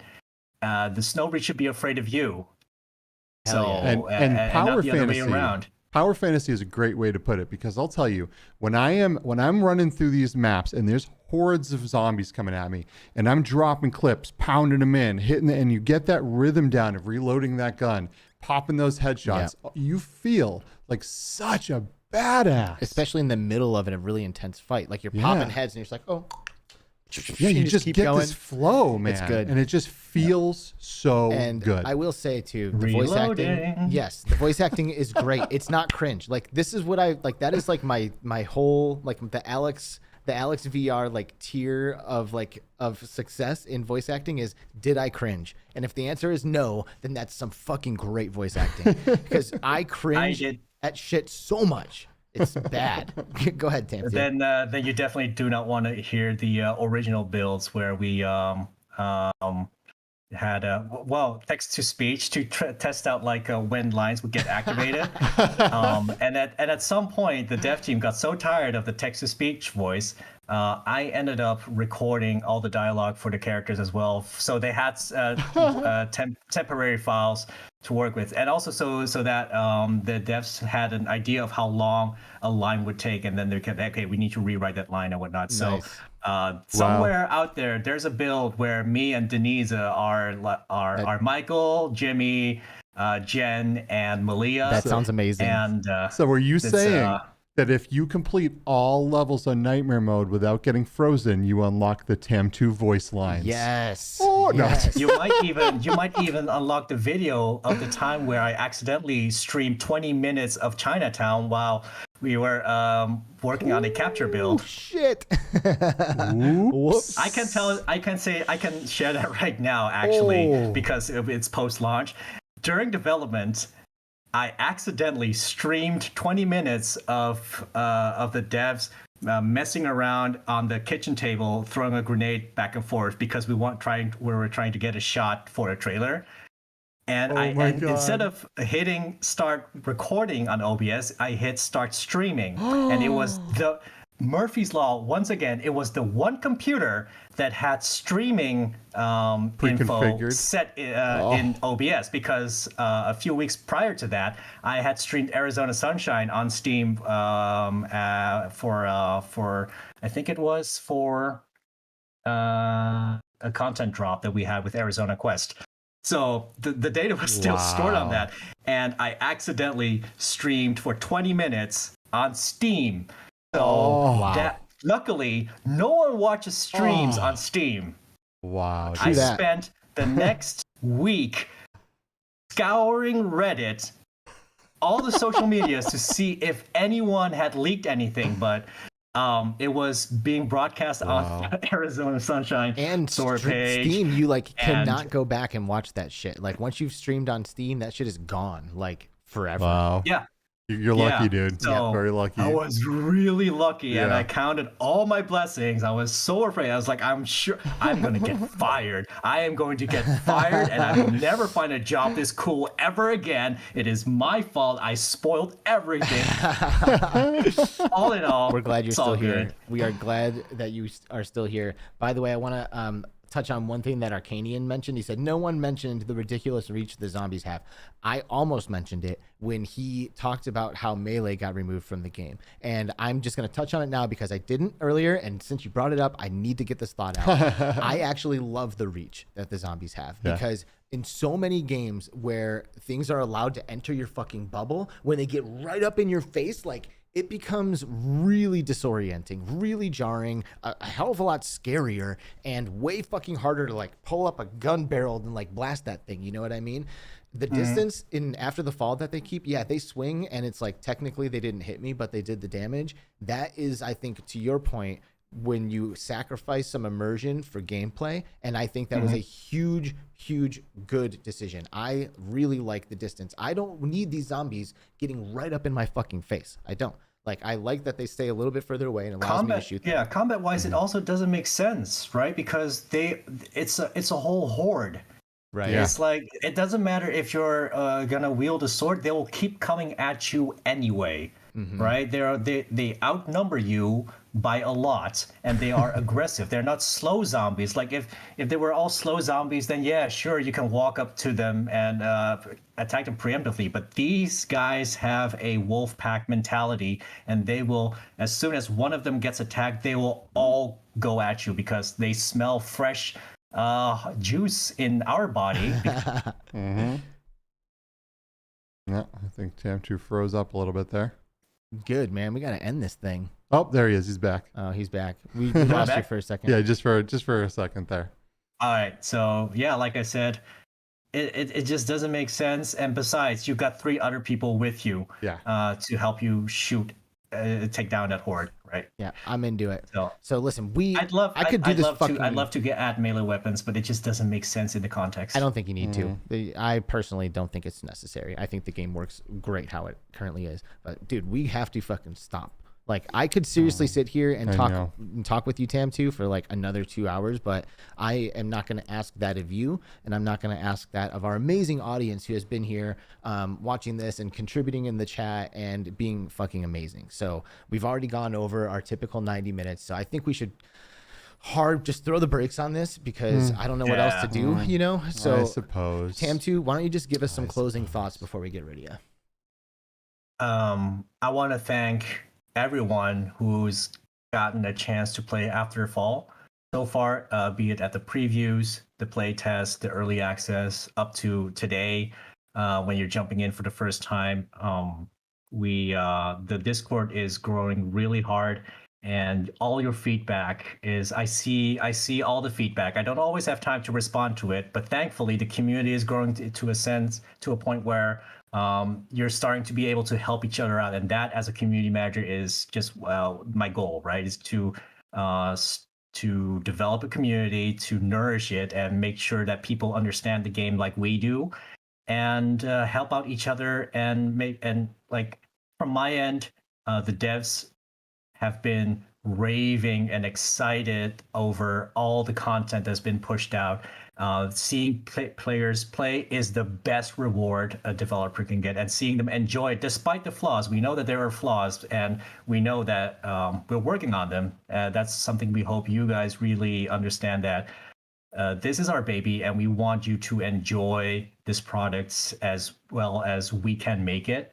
And we can only make it the way you want it if you tell us what's wrong with it, or what's great about it, and what you want to see in it. And that's how we can all together make After Fall a bigger world than just LA.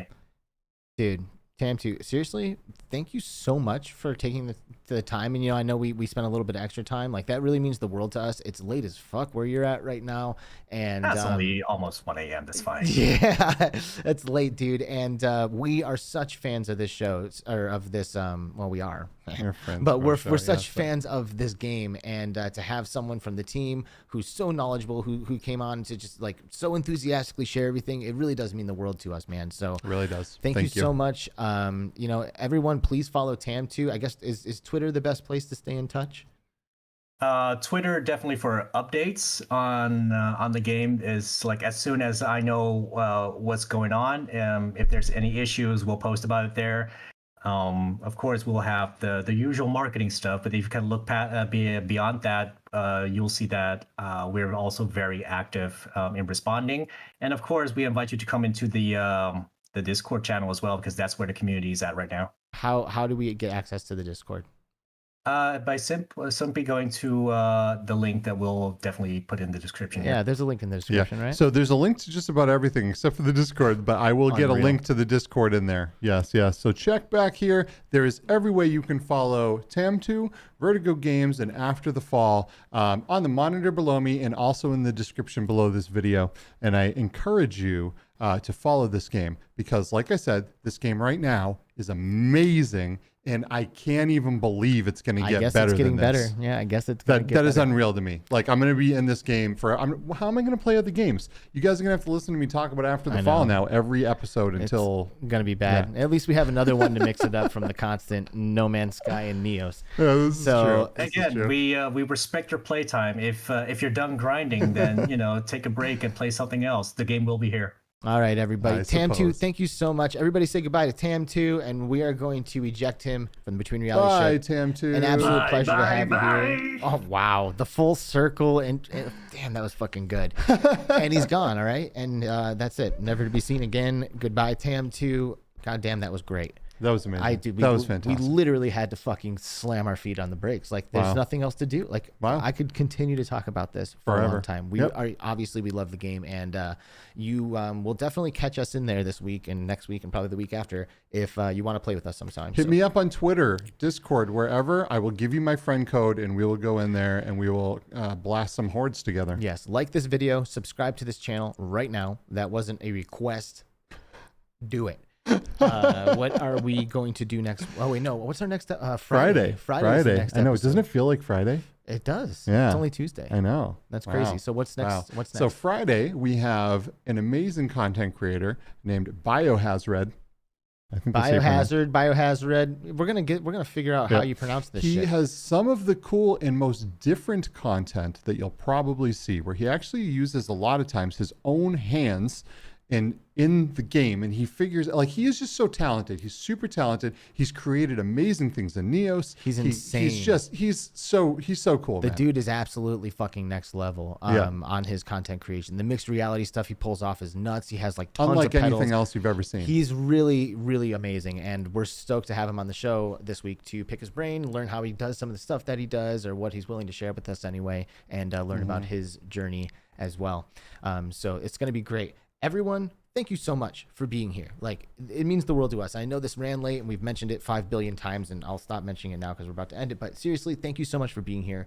Arcanian, Tribe Grey Wolf, Scottish Gamer, Z-Storm, Mr. Trinidad snuck in here, Chroma Snare, Short Stack VR, Dark Angel, Paradise Decay, Technoglitch, Ivan Gonzalez, Jonathun, we saw you there. Did you see Jonathun from the team? Yes. Because we were fucking shouting him out. He's like, oh, thanks, guys. Yes. It's so legit. Nice. Fly Eagle, I know you were here and you dipped out. Mr. Trinidad, all you guys, thank you so much for being here. That was amazing. I had so much fun. We'll see you guys in After the Fall, and we'll see you on Friday with Biohazard or Hazard or however the fuck he wants us to pronounce it. Anything else, or are we good?